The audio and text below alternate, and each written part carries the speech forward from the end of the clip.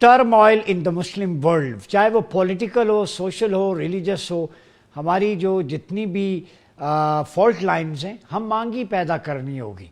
और इसके लिए कुरान मजीद की आयत का एक टुकड़ा ही काफ़ी है।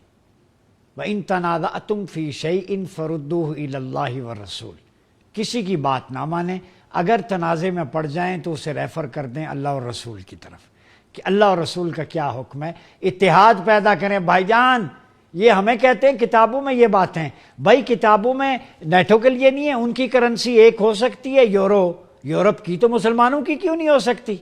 अगर उनका नेटो अलायंस मिलिट्री बन सकता है तो हमारे अंदर क्यों नहीं बन सकता? वसाइल आपके पास, तेल आपके पास, स्ट्रेटेजिक अच्छी लोकेशंस आपके पास, सारा कुछ अल्लाह ने आपको दिया है। क्या इक्तदार ना चला जाए। जब तक खिलाफत थी कोई मैली आंख से नहीं देखता था। 1924 में खिलाफत का डिक्लाइन हुआ, आप नेशन स्टेट्स में बटे, अब बिलाद शाम टुकड़ों में 12 से 18 मुल्क बन चुके हैं, सोमाली लैंड 2 हिस्सों में, सूडान 2 हिस्सों में, सारा कुछ बर्बाद हो गया। अब नजरें ईरान, तुर्किया और पाकिस्तान पर हैं।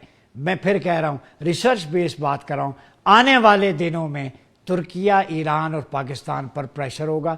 अरब भी कुछ अपना हिस्सा डाले, वरना बहुत देर हो जाएगी।